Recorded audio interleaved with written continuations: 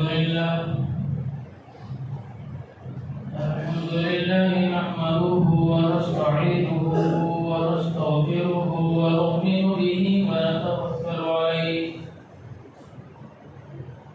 ونعوذ بالله من شرور أنفسنا ومن سيئات أعمالنا من يهد الله فلا مضل له ومن يضلل فلا هادي له ونشهد أن لا إله إلا الله وحده لا شريك له ونشهد أن سيدنا وسندنا وحبيبنا وشفيعنا ومولانا محمدا عبده ورسوله أما بعد فأعوذ بالله من الشيطان الرجيم بسم الله الرحمن الرحيم شهر رمضان الذي أنزل فيه القرآن هدى للناس وبينات من الهدى والفرقان وقال في موضع آخر إنما الصدقات للفقراء والمساكين والعاملين عليها والمؤلفة قلوبهم صدق الله العلي العظيم وصدق رسوله النبي الكريم ونحن على ذلك من الشاهدين والشاكرين والحمد لله رب العالمين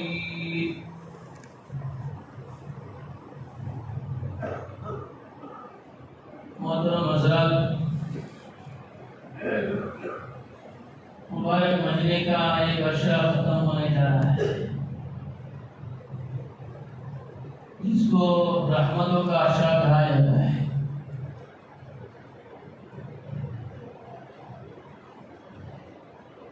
बारी ताला की तरफ से इंसानों पर इस वक्त रहमत की बारिश होगी,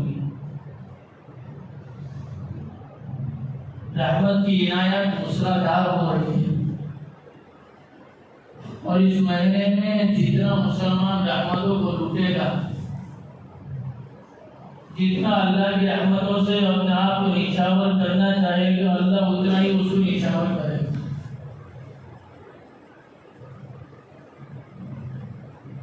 इसलिए कि बारी ताला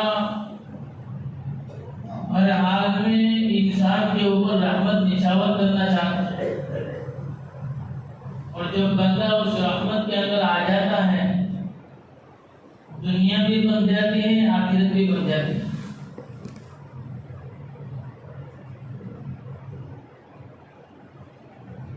लेकिन मुसलमान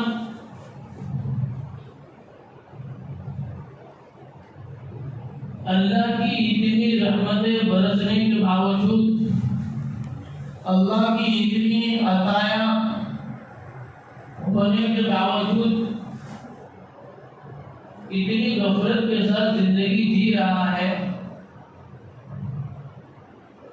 और इतना आजादाना जिंदगी जी रहा है कि जैसा उसको न मरना है न अल्लाह के सामने जाना है।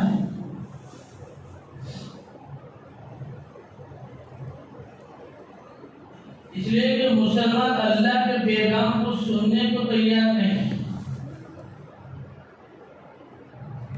मुसलमान अल्लाह के दिए हुए इनामात की तरफ आने को तैयार नहीं। रमजान तो ये कुरान का भी महीना है, अपने गुनाहों की माफी का भी महीना है। इसीलिए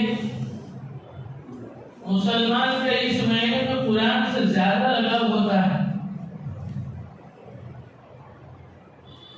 और होना भी चाहिए, इसलिए कि इस महीने में तो कुरान नाज़िल किया गया है। लेकिन जैसे गुज़िश्ता मैंने बताया था कि कुरान अपने अंदाज में नहीं, बल्कि कुरान को सीखकर पढ़ना, कुरान को तजवीद के साथ पढ़ना, कुरान को जिस तरीके से बारी ताला ने नाज़िल किया इस तरीके से पढ़ना, ये कुरान का पढ़ना है। मैं अपनी तरफ से पढ़ लूं और समझ लूं कि मेरा कुरान अच्छा है, तो ये आदमी की गलत फहमी है। जब तक किसी सीखे हुए के पास नहीं जाया जाएगा और किसी सीखे हुए को नहीं सुनाया जाएगा, उस वक्त तक आदमी को कुरान मेरा कैसा है और कैसा कुरान पढ़ रहा हूँ उसका पता नहीं चले।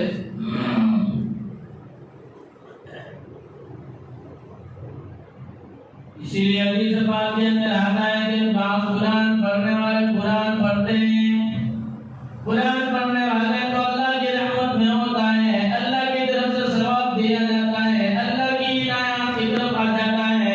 लेकिन हदीस पाक के अंदर आता है बाप कुरान पढ़ने वाले कुरान पढ़ते हैं, हालांकि कुरान उस पर लानत करता है। अभी पढ़ के रहा कुरान अल्लाह का कलाम पढ़ रहा है, लेकिन अल्लाह के नबी कह रहे हैं कि उस कुरान के वक्त उस पर रहमत नहीं, उस पर बरकत नहीं, उसको अजर नहीं, बल्कि उसको उल्टा अज़ाब होता है और वह अल्लाह की लानत का मुस्तहिक होता है।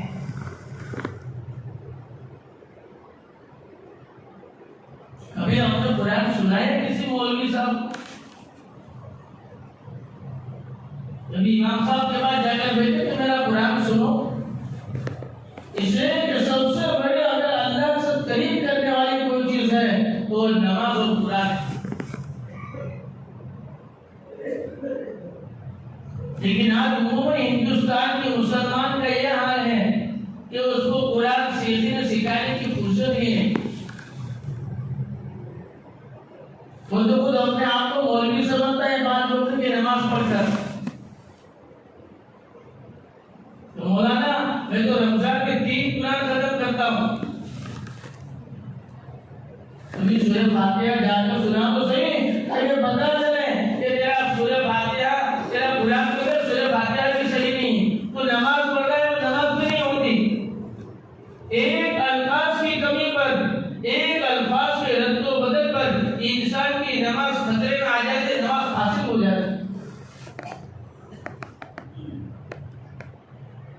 ये अल्लाह का कलाम है और नबी अलैहिस्सलाम को उसको पढ़ने का हुक्म दिया गया और सही अल्फाज के साथ उम्मत को पढ़ने का रिवाज डाला गया। लेकिन आज जितने कुरान से उम्मत गफलत के अंदर है और समझ नहीं रही कि मैं तो कुरान सही पढ़ रहा हूँ। जब तक कुरान सही नहीं होगा आदमी की नमाज सही नहीं हो सकती। तो बहुत सारी मतलब जब जमात में जाना होता है, जब किसी का कुरान सुनना होता है तो पता चलता है कि हाजी साहब के बेचारे इतने वर्षों से कुरान पढ़ रहे हैं, अभी तक सूरह बाक़रा में इय्याका नअबुदु व इय्याका नस्तईन सही नहीं। तो बेचारे पढ़ रहे हैं। इसलिए कि मुसलमान ने आज उसको तारीफ का और बरकत का जरिया समझ लिया है। क्या समझ लिया है? तो कुरान में अल्लाह पाक ने शिफा रखी है, तो नमाज तो तारीफ के जरिए से, तो क्या अपने घर के अंदर कोई बीमार होता है तो शिफा हासिल करता है और उस कुरान को बरकत के वास्ते रखता है पूरे साल माशाअल्लाह।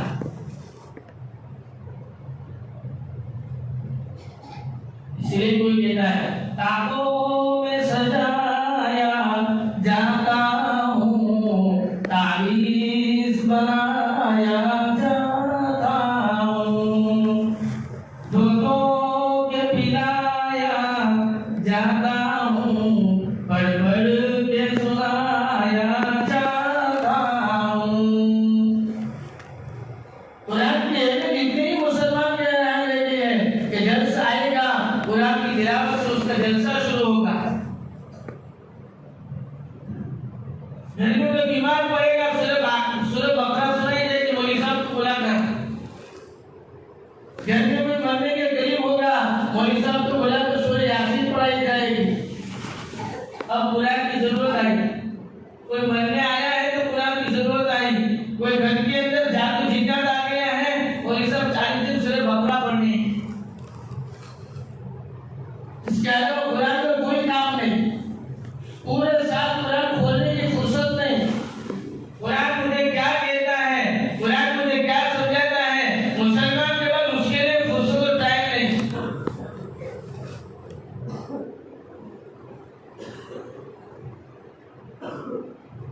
कुरान इंसानी जिंदगी को बदलने के लिए आया है। कुरान भूख को, प्यास को मिटाने के लिए आया है। कुरान जिल्लत को इज्जत में तब्दील करने के लिए आया है। कुरान दुनिया की बर्बादी को आखिरत की कामयाबी के साथ रद्दो बदल करने के लिए आया है। कुरान भटके हुए को रास्ता दिखाने के लिए आया है। कुरान जहन्नमी को जन्नती बनाने के लिए आया है।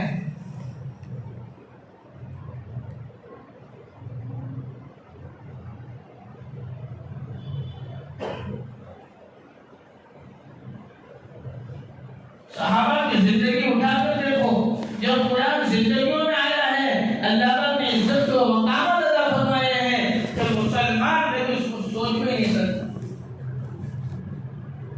फाकाबश इंसान थे, नंगे और भूखे लोग थे, लेकिन जब कुरान जिंदगी में उतरा है, अल्लाह पाक ने दुनिया की बड़ी बड़ी ताकतों को और बड़ी बड़ी हुकूमतों को इनके पैरों के नीचे लाकर रख दिया है।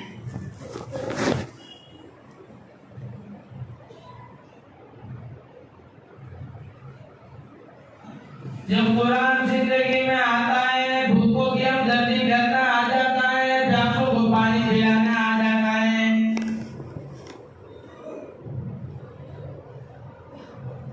जब कुरान जिंदगी में आता है, गिरतों को उठाना आ जाता है, मुर्दों को भी जिंदा करना आ जाता है।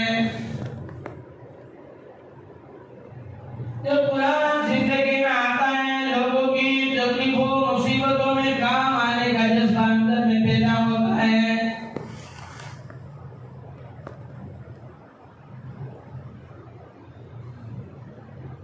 शहर रमज़ान अल्लज़ी उन्ज़िल फ़ीहिल कुरान हुदन लिन्नासि व बय्यिनातिन मिनल हुदा वल फुरक़ान।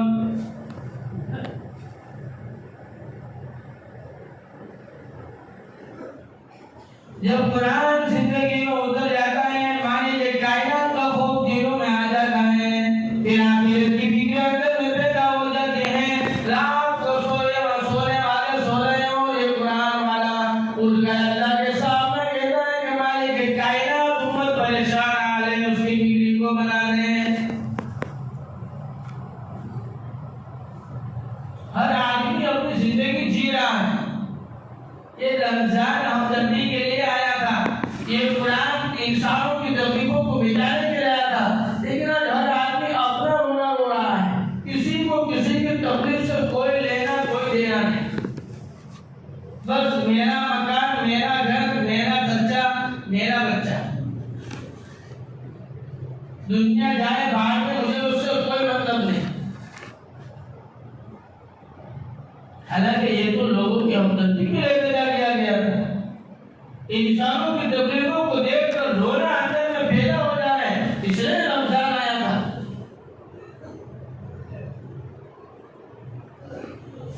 दर्द दिल के वास्ते पैदा किया इंसान को। ज़कात किसने?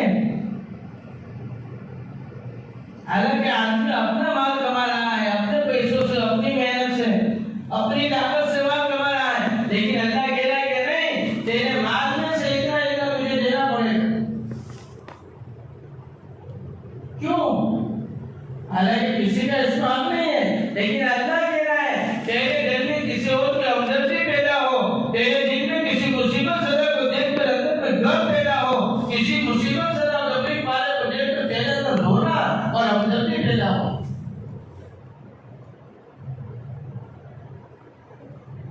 तू जो कमा रहा है, यूं समझ रहा है मेरे बाप का है, नहीं, बल्कि इसमें अल्लाह ने बंदों का हक भी रखा है। इसलिए कुरान जब जिंदगियों में आया है, तो किताबों के अंदर हमने 12 वाक़या सुने हैं कि भाई ने भाई से पानी पीना गवारा नहीं किया है, और का इतनी हमदर्दी पैदा हुई है, इतनी हमदर्दी पैदा हुई है। एक दोस्त किसी एक घर से चले हैं, चलते चलते चलते वापस उस घर तक पहुंचे हैं, तो पूछने वाला पूछता है कि ये सीढ़ी तो मेरे घर से निकले हैं, ये वापस मेरे घर तक कैसे पहुंच गई? तो कहने वाला कहता है कि जब तुमने मेरे घर पर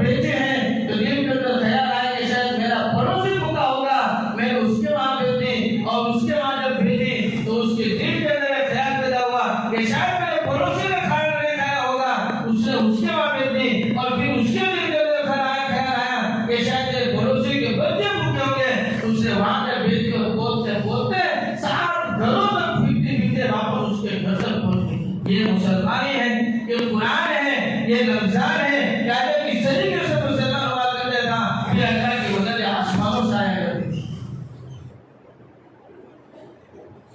वो मुअज़्ज़ज़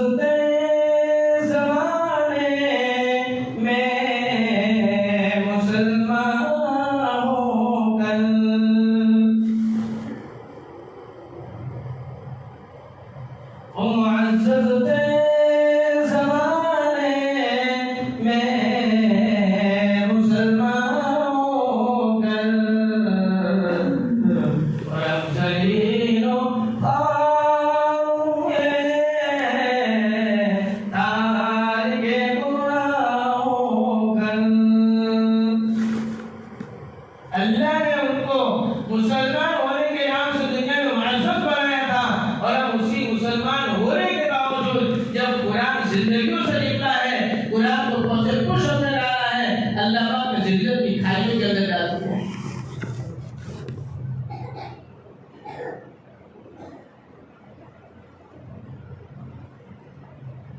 हर कोई मस्त माए धोखे तरह आसानी, हर कोई मस्त माए धोखे तरह आसानी है, हैदरी फक्र है, फिर सुल्तान मुस्मानी है। आज मुसलमान एक झप्पा बड़ा पहनेगा, टोपी बड़ी पहनेगा, तस्बीह हाथ में लेकर घूमेगा,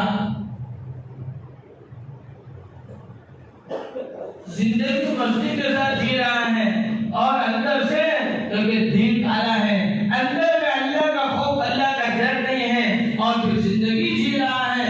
हर कोई मस्त माए धोखे का आशा, हर कोई अपनी जिंदगी मस्ती के साथ जी रहा है, किसी को इंसानियत की, मुसलमानों की हमदर्दी की कोई फिक्र नहीं, कोई बात नहीं। कुरान की जिंदगियों में आता है, जिंदगी बदल जाया करते हैं। रोजा जब सही मायने में रखा जाता है, लअल्लकुम तत्तकून, अल्लाह ताला का डर, अल्लाह ताला का खौफ आ जाया करता है। जब खौफ आ जाया करता है, लोगों के अंदर दिल आ जाया करते हैं। इसलिए जब मुसलमान रमजान का महीना आता है, ज़कात ज्यादा से ज्यादा निकलने वाला बनता है।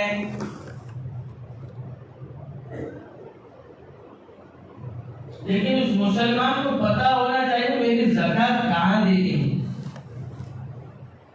आधर ज़कात देने का हुक्म नहीं है कि जिसका आया उसको उठाकर दे दो। अल्लाह ताला ने रूल्स बनाए हैं, माल कैसे कमाना और कैसे खर्च करना। आज मुसलमान क्योंकि जिंदगी आधर जी रहा है और आधर माल हासिल करता है, तो आधर मुसलमान उसको दे देता है।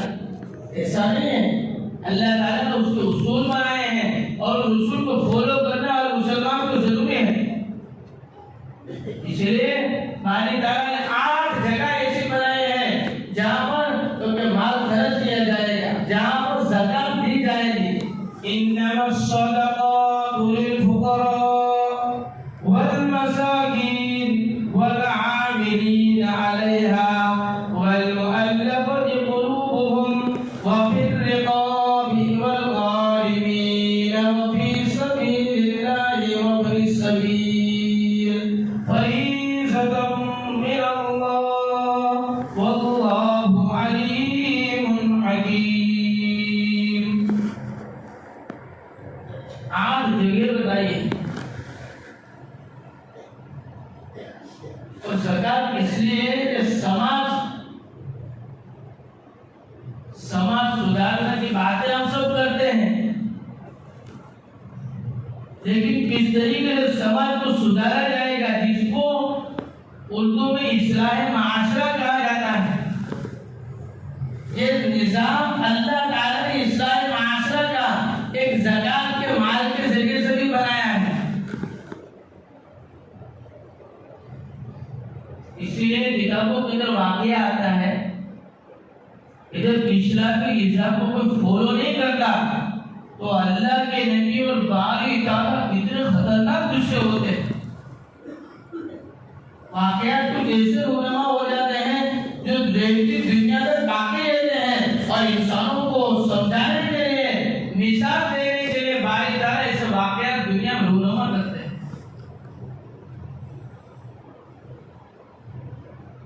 वाक्य बहुत लंबा है लेकिन मुख्तसर कि अल्लाह के नबी सल्लल्लाहु के ज़माने के अंदर एक सहाबी आए, सहाबा इब्न हातिम अंसारी।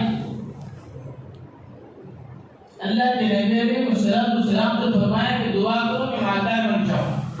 जैसे आज के मुसलमान को भी शौक है मालदार बनने का, जहाँ से भी आ रहे, सूद का आ रहे, लोन का आ रहे, ब्याज का आ रहे, किसी का गला काट कर आ रहे, लेकिन अपना नाम अपने बड़े बन जाना है। और आज का इंसान मालदार बनने के चक्कर में देनदार बनता है, कर्जदार बनता है। ऐसा नहीं कि आज दुनिया के अंदर लोगों के पास माल नहीं है, हर घर के अंदर 15 दिन का राशन मौजूद है।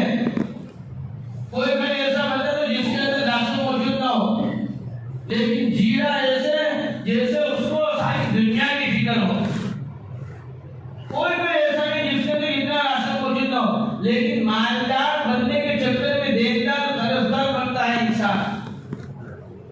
तो वो भी आ रहे हैं, अल्लाह के नबी दुआ करो मैं मालदार बन जाऊं। अल्लाह के नबी ने जब फरमाया कि भाई अगर मैं चाहता तो मेरे लिए अल्लाह ताला बहुत पहाड़ से सोना बना दे, मेरे साथ चला करता पहाड़ सोने का। इस फिक्र में, इस चक्कर में मत पड़, अल्लाह ने जो दिया इसमें राजी रहे। अगर नहीं चला गया, वापस कुछ टाइम के बाद वापस आए और आ गए, अल्लाह के नबी ने दुआ कर तुम मालदार बन जाओ ताकि मैं लोगों का हक अदा करूंगा। अल्लाह के नबी ने दुआ दी, जा अल्लाह तुझे मालदार बना। अब अल्लाह का निज़ाम हरकत में आया, उसकी बकरियों के अंदर रेवड़ बकरियां अल्लाह पाक ने देनी शुरू की। इतनी दी कि मदीने के बाहर एक जगह पे थे, उसकी बकरियां पूरी रहती थी। अक्सर और मगरिब की 2 नमाज पढ़ने के लिए मस्जिद नबी में आया, फिर अल्लाह पाक ने और बरकत दी, उसको मदीने से बाहर जाना पड़ा, बहुत बरकत हो गई। जुम्मा की नमाज के लिए आता था, फिर अल्लाह ने और बरकत दी, और बरकत, उसको मदीने से बाहर जगह लेनी पड़ी और बहुत अल्लाह पाक ने माल दे दिया, बहुत दे दिया। अब जुम्मा भी गई, दूसरी जगह जुम्मा पढ़ना शुरू हो गए। कुछ अर्से के बाद अल्लाह के नबी को ख्याल आया कि हातिम इब्न सालबा अंसारी कहाँ है? या वे सालबा, या वे अल्लाह के नबी का ये जुमला जुबान दिया, वे सालबा, अल्लाह तो सालबा के लोग कहाँ है? तो साहबा मतलब बड़े मालदार बन गए, वो तो मदीने से बाहर चले गए, इतना अल्लाह ने उनको मान दे दिया है। अब कुछ अर्सा हो गया, अल्लाह की तरफ से हुक्म आता है, उद्मीना वालिम सदक़तन तुतहिरुहुम व तुज़क्कीहिम बिहा व सल्ली अलैहिम। ऐ नबी जी, मुसलमानों से ज़कात दे दिया कीजिए, खुद मिन अम्वालिहिम, इनके मालों में से सदका यानी कि ज़कात दे दिया कीजिए, और तुतहिरुहुम व तुज़क्कीहिम, और ज़कात और ज़के के जरिए से मुसलमानों के माल को पाक कीजिए। अल्लाह के नबी अलैहिस्सलाम की तरफ से हुक्म आ गया। अल्लाह के नबी ने अपने 2 सहाबी को भेजा कि जाओ जाकर उसके पास से ज़कात लेकर आओ। जब वो वहां पर गए तो सहाबे अल्लाह के नबी की तरफ से कासिम बन गए। अल्लाह के नबी ने ऐसे ऐसे हुक्म दिया है, माल आया है, अल्लाह पाक की तरफ से हुक्म आया है। कहा कि यार ये तो एक है, क्या कह रहा है? मुसलमान से थोड़ा ज़कात दी जाती है, मुसलमान से थोड़ा टैक्स लिया जाता है। मैं तो जिंदगी थोड़ा हूँ, मैं कोई काफिर थोड़ा हूँ, मैं तो मुसलमान हूँ, मुझसे थोड़ा टैक्स लिया जाएगा। अल्लाह के नबी का हुक्म है, आपसे जाओ दूसरी जगह से लेकर वापस आना। अब मैं दूसरे एक सहाबी के पास भी भेजा था, बनु सलीम के। जब वहां पर गए तो सहाबी ने कहा अल्लाह के नबी का हुक्म है, जितना चाहिए, जैसा चाहिए, बेहतर से बेहतरीन मान ले। वो सहाबी कह रहे हैं कि हमें तो औसत दर्जे का, दरमियानी दर्जे का माल लेने को हुक्म लगा के नहीं, अच्छे से अच्छा माल, ज़कात देने पे अच्छे से अच्छा माल लेना चाहिए। और अभी वीडियो आया था कुछ टाइम पहले कि मुसलमान मस्जिद की झोली के अंदर वो नोट देता है जो नोट चलती नहीं है कहीं पर। मुसलमान रद्दी माल अल्लाह के रास्ते के, अल्लाह के घर के अंदर देना है तो अच्छे से अच्छी चीज दे। तो उसने ले लिया और इस सहाबी ने नहीं लिया। वापस आए पूरा माल लेकर, आज अल्लाह के नबी अलैहिस्सलाम ने माल लेने कहा कि ये कुछ टैक्स है, मैं नहीं दूंगा। वो सहाबी आए अल्लाह के नबी को मुझे बता के सारी ऐसी बात की। अल्लाह के नबी अलैहिस्सलाम ने जुमला बोला वही हज़अल्बा या वही हज़अल्बा।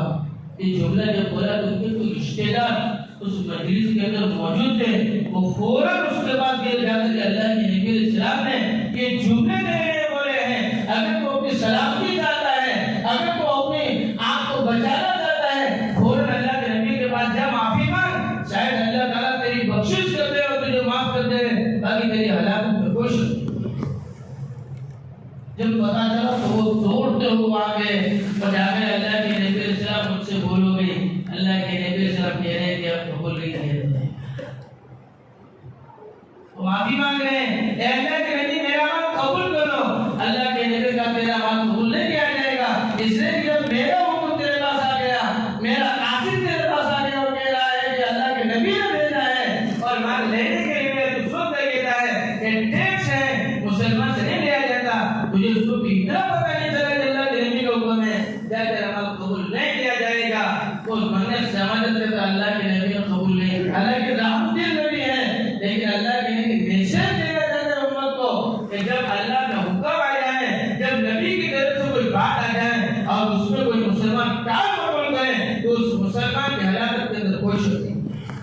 अल्लाह हम सब की हिफाजत फरमाए। फिर हज़रत अबू बकर का दौर आया, हज़रत उमर का दौर आया, वो माल लेने का जाता रहा, लेकिन हज़रत उमर ने हज़रत अबू बकर ने कबूल नहीं किया और उस्मान रज़ी अल्लाह तआला के ज़माने में उसका इंतकाल हो गया। अल्लाह हम सब की हिफाजत फरमाए। इसलिए हमें भी इस महीने के ज़्यादा से ज़्यादा अल्लाह की राह में देना चाहिए, लेकिन मेरी ज़कात में कहाँ दे रहा हूँ, उसका मतलब क्या है, उसको भी जानना चाहिए, उसको भी जान के देना। अल्लाह ताला हमें सही मायने में अपनी ज़कातों को अपने माल को अल्लाह के रास्ते में देने की और अल्लाह के दीन पर खर्च करने की हम सबको तौफीक नसीब फरमाए। आमीन। वाखिर दावाना अल्हम्दुलिल्लाहि रब्बिल आलमीन।